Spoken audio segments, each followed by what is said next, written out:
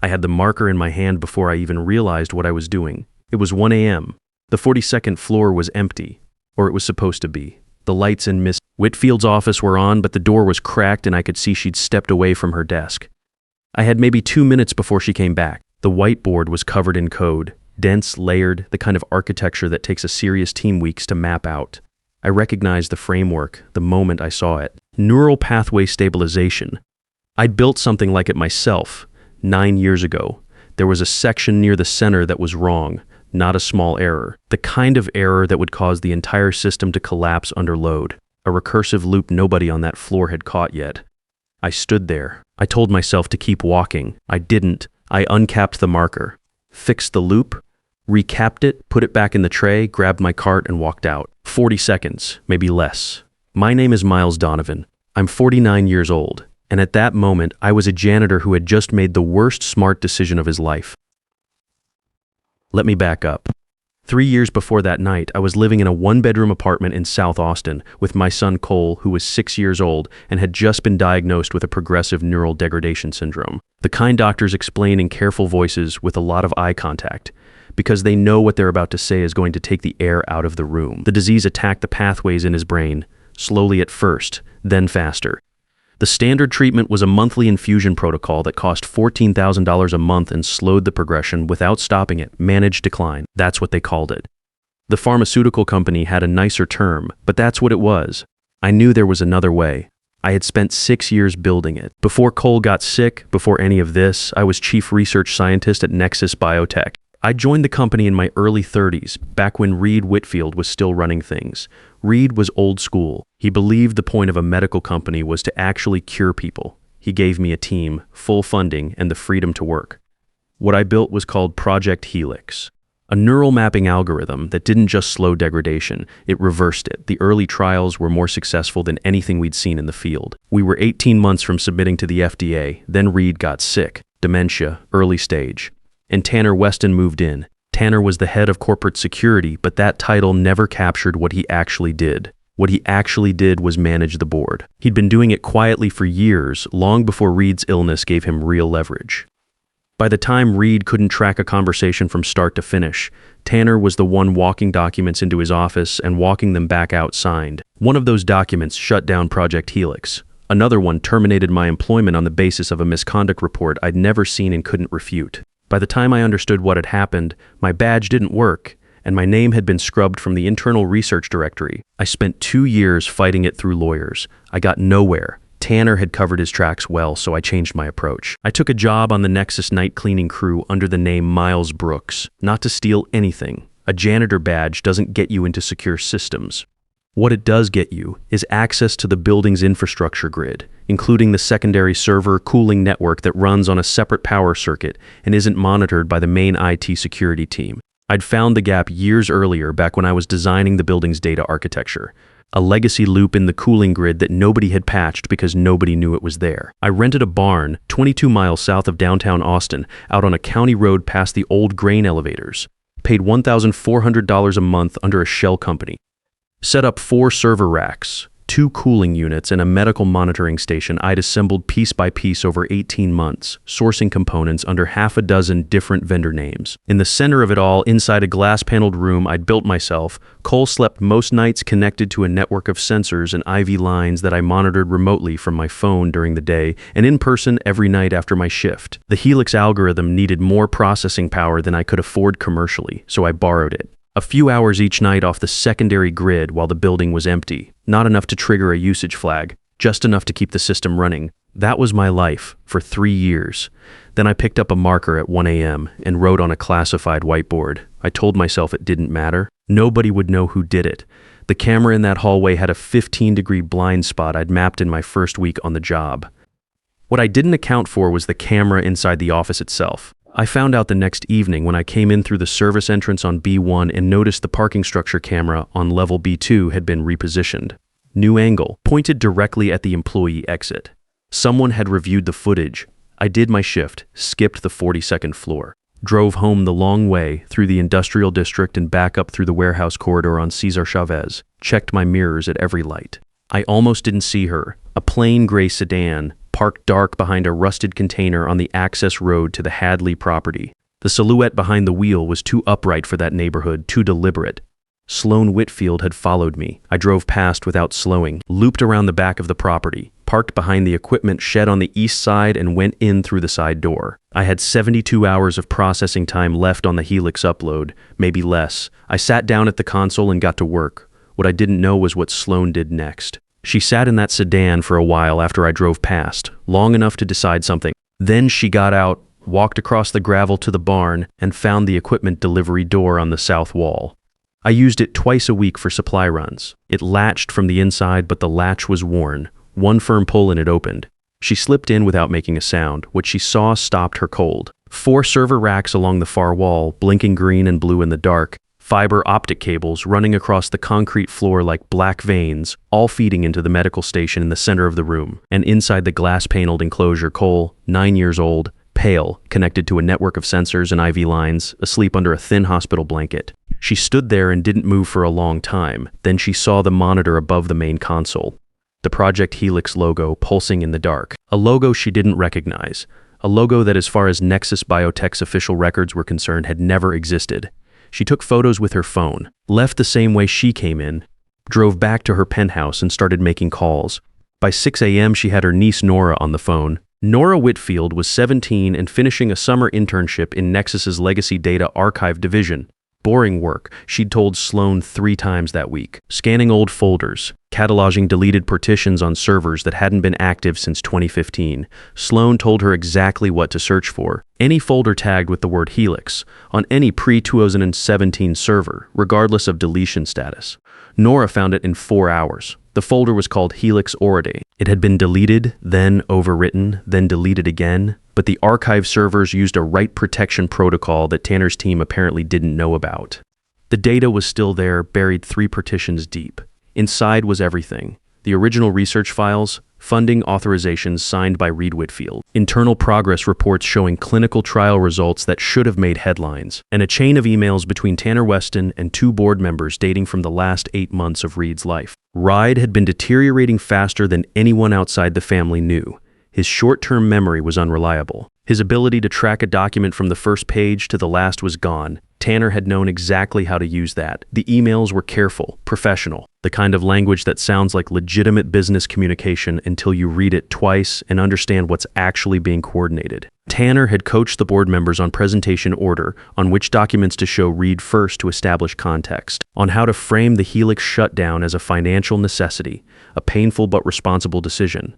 The kind of thing a founder would want. Reed had signed it. He hadn't understood what he was signing. There was one more email at the bottom of the chain, dated 4 months before Reed died. Tanner to a single board member, not copied to anyone else. It said the recurring revenue model only holds if there is no cure in the market. Make sure he understands that Helix represents an existential risk to the pharmaceutical division. Use whatever framing is necessary. Sloan read that email 3 times. Then she closed her laptop, sat in the dark for a while, and figured out what she was going to do about it. I knew none of this while it was happening. I was at the console in the barn, running the upload sequence and watching the percentage tick upward, 61%, 64%.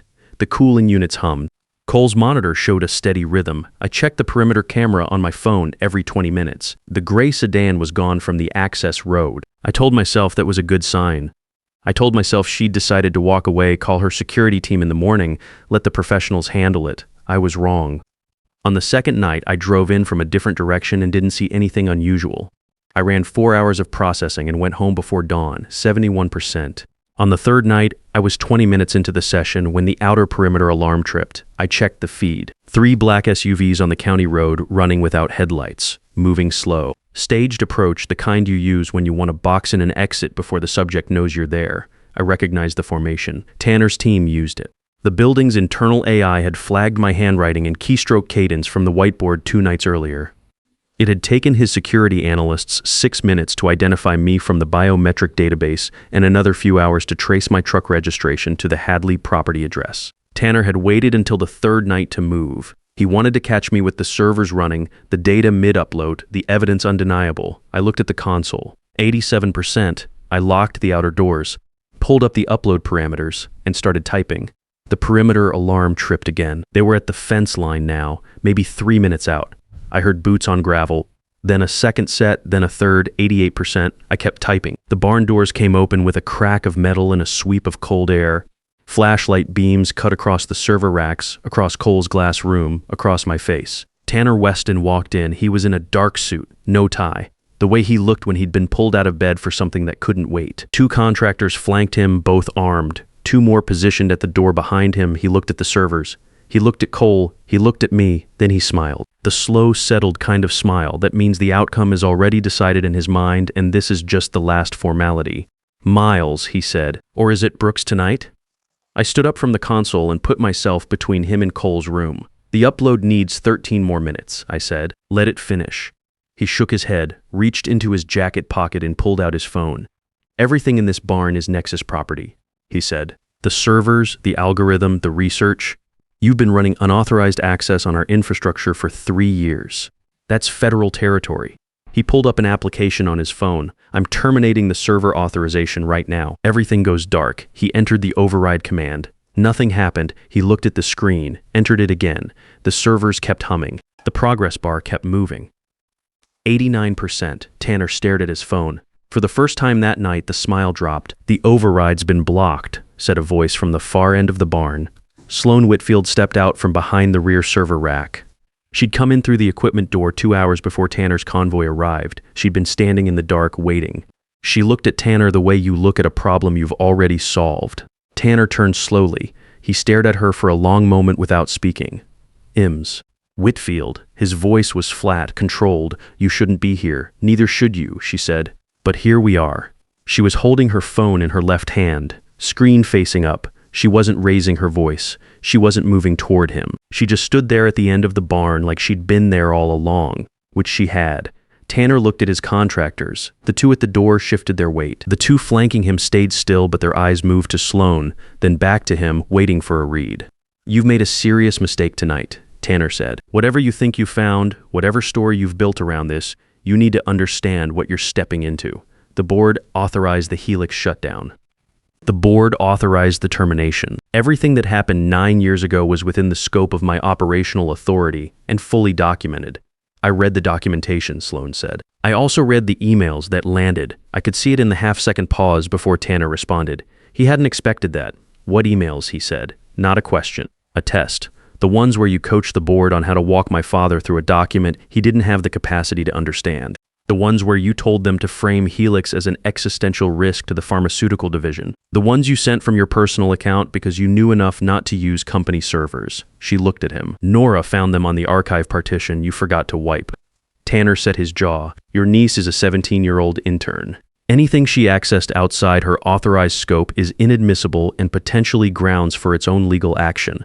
She accessed a legacy archive folder during the course of her assigned duties. Sloan said, the deletion logs show your credentials initiated the wipe attempts, 3 of them over 2 years. You just didn't know the right protection protocol on those servers. Our IT team built that in 2014. My father approved it. She tilted her phone slightly. The FBI field office in Austin received the full file package at 11:47 tonight. The SEC audit on your personal and LLC accounts went live at midnight. The Helix Orlatum folder, the email chain, a full accounting of the secondary grid access logs, and a recording of everything you've said in this building tonight. The barn was quiet except for the hum of the cooling units and the soft rhythm of Cole's monitor. Tanner looked at his contractors again. The calculation was visible on his face. 4 armed men, 2 unarmed civilians, no witnesses outside this building. He was running the math. Don't, Sloan said. Her voice didn't change. Your phones have been on a mirrored network since you crossed the county line. Every communication in or out of this property for the last 2 hours is logged. If you walk out of here tonight without incident, you face federal fraud charges, elder financial abuse, and corporate misconduct. That's 8 to 12 years with a good lawyer. If anything else happens in this barn, it becomes something much worse. You're 57 years old, Tanner. Pick the version you can survive. I wasn't watching Tanner at that point. I was watching the console. 91%. One of the contractors lowered his weapon about 2 inches. Not all the way, but 2 inches. The other one looked at the floor. They were professionals, not loyalists. There's a difference. Professionals do a cost-benefit calculation, and Sloan had just changed the numbers. Tanner stood there for what felt like a full minute.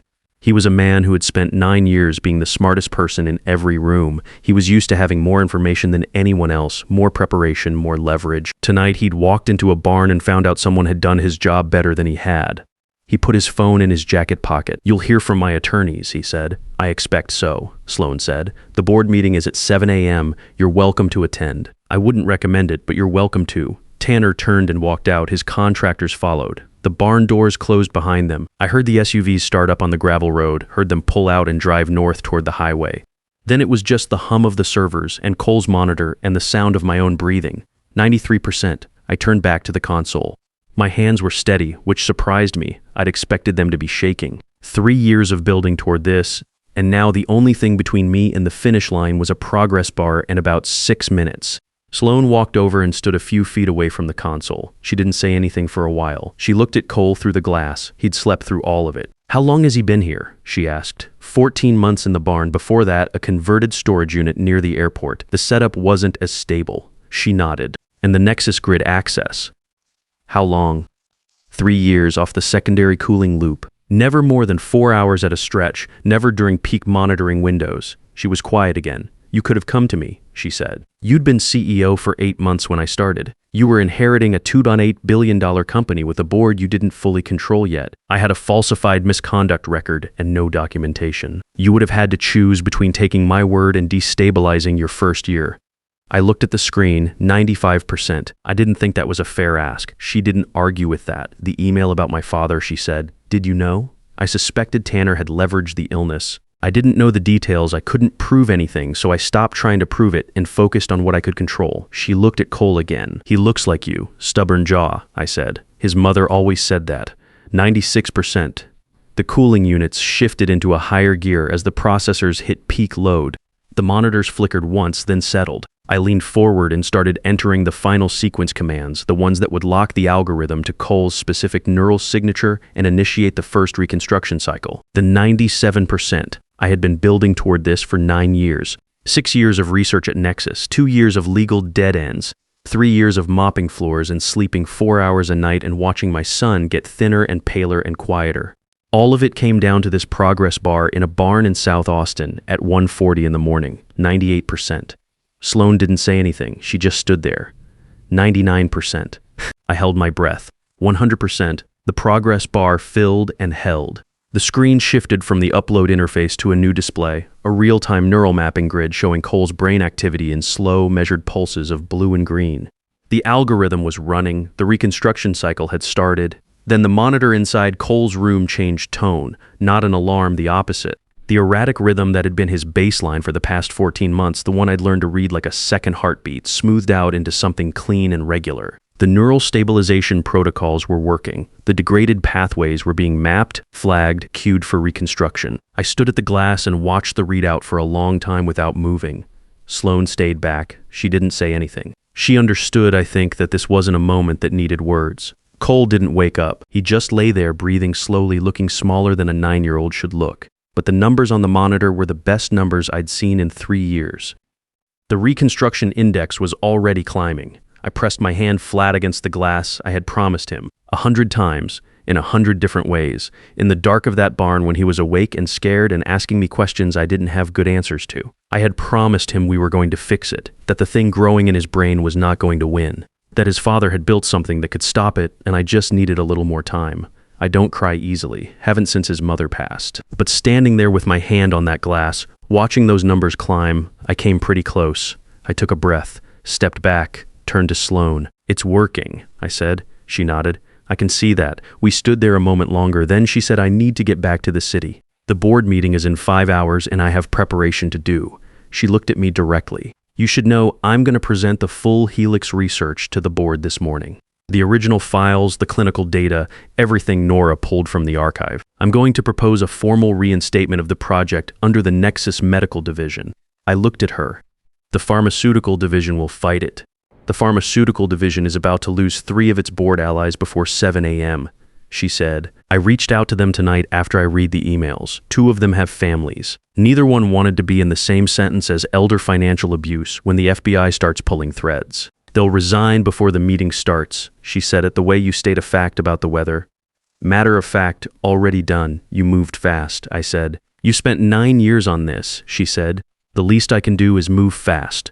She picked up her jacket from the stool near the rear server rack, checked her phone once, and walked toward the equipment door. Then she stopped and turned back. One more thing, she said. The misconduct report, the one Tanner used to terminate you. I pulled your original personnel file tonight before I drove out here. There's nothing in the source documentation that supports the allegations. It was fabricated, start to finish. I'll have HR formally expunge it by end of business today. I didn't say anything for a second. 9 years of carrying that. 9 years of knowing it was false and being unable to prove it to anyone who had the power to do anything about it. Thank you, I said. She nodded once and left. I heard her car on the gravel road, the sound fading south toward the highway. Then it was just me and the servers and Cole and the slow, steady beep of a monitor showing numbers that meant my son was going to be okay. I sat down in the chair at the console and stayed there until the sun came up. The board meeting lasted 49 minutes. I wasn't there for it. I was at the barn watching Cole's raid-outs and running diagnostics on the algorithm. Sloan sent me a text at 7:52 a.m. that said done. 3 resignations before the meeting. Full reinstatement of Helix approved. 6-1 Tanner's access terminated at midnight. FBI picked him up at his house at 6 a.m. I read it twice, set the phone face down on the console. Looked at Cole through the glass. 6 months of legal and regulatory process followed. I won't pretend it was simple. The SEC investigation into Tanner's financials turned up accounts and arrangements that surprised even Sloan.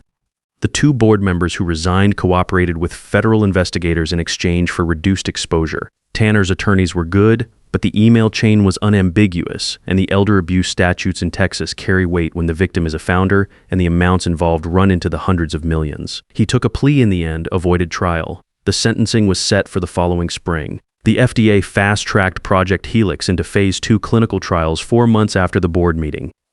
The announcement ran in 3 major biotech publications and got picked up by the general press. Sloan handled the public side of it with the kind of precision that reminded me why she ran a $2.8 billion company at 38T. She knew what to say, and more importantly, what not to say. I came on as Chief Science Officer of the Nexus Medical Division the same week the trials launched. It was strange, walking back into that building with a different badge. Same elevator, same floors, different reason for being there. The night crew still worked the building. I recognized 2 of them from my time on the crew. Neither one knew who I had been. I didn't explain. Cole was released from the medical bay 6 weeks after the upload completed. The reconstruction index had reached 94% by then, which the outside neurologists we brought in said was beyond what they thought the algorithm could achieve in that time frame. I told them the algorithm had been running on suboptimal hardware for 3 years and was finally getting the processing power it was designed for. They wrote it up in their preliminary report as a remarkable clinical outcome. I called it my son coming home. We moved into a house in South Austin, a real one this time, with a yard and a school 3 blocks away. Cole picked the bedroom with the window that faced the backyard. He spent the first weekend arranging things on his shelves with the kind of serious concentration that 9-year-olds bring to important decisions. On the 3rd night in the new house, I sat at the kitchen table after he'd gone to bed and looked at the backyard through the window for a long time. No monitors, no server hum, no perimeter alarms, just quiet. Cole started school in September, 3rd grade. He'd missed almost 2 full years and was behind in reading but ahead in math. And according to his teacher, unusually good at explaining things to other kids who didn't understand them. She said he had a lot of patience for a 9-year-old. I told her he'd had a lot of practice waiting. The first parent-teacher night was a Tuesday. I sat in a small plastic chair across from his teacher, and she told me Cole was doing well, adjusting well, making friends. Normal things. The kind of things you stop taking for granted when you've spent 3 years not being sure you'd ever hear them. On the way home, Cole asked me what my new job was. I'd been at Nexus for 2 months by then and hadn't explained it in any detail. He knew I wasn't mopping floors anymore, which he seemed to consider an improvement. I told him I was a scientist, that I worked on treatments for kids with brain diseases, that the work I'd been doing for the past few years was now being used to help other families going through what we'd gone through. He thought about that for about half a block. Is that why you were always up so late? He asked. Yeah, I said. That's why. He nodded like that. Settled something he'd been wondering about for a while. Then he asked if we could get food on the way home. We got burgers. Sat in the truck in the parking lot and ate them. Cole talked about a kid at school named Freddie who had a dog that could open doors. I listened and ate my food and thought about the fact that 6 months ago I would have given almost anything for a night this ordinary. A few weeks later, I came home from work and found a drawing on the kitchen table. Cole had left it there before going to a neighbor kid's house for the afternoon. He'd drawn it in crayon on a piece of construction paper. On the left side was a figure in a blue uniform, pushing a cart. On the right side was a glass box with a stick figure inside it, giving a thumbs up. Above it all, in large, uneven letters, it said, "Did a things dit it." I put it on the refrigerator. It's still there. Sloan and I have a working relationship that's become something closer to a real friendship over the past several months. We don't talk about the barn much. We don't need to. There's a shorthand that develops between people who've been through something like that, a mutual understanding that doesn't require a lot of maintenance.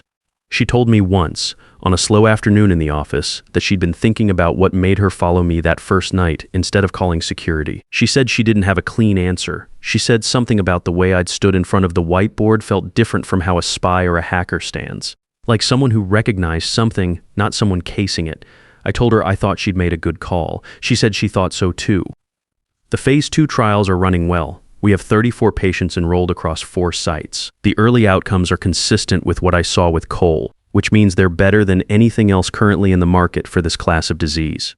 The pharmaceutical division is adjusting its model. They don't have a choice. When the data is this clear, you either get in front of it or it runs over you.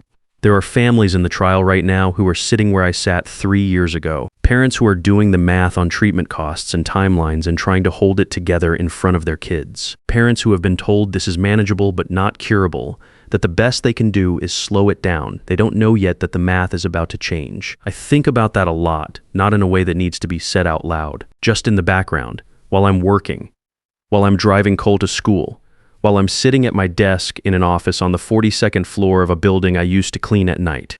The work I started 9 years ago is going to reach people who need it. That's the thing that was always true, even when I was mopping floors and running uploads in a barn and not sure if I was going to get there in time.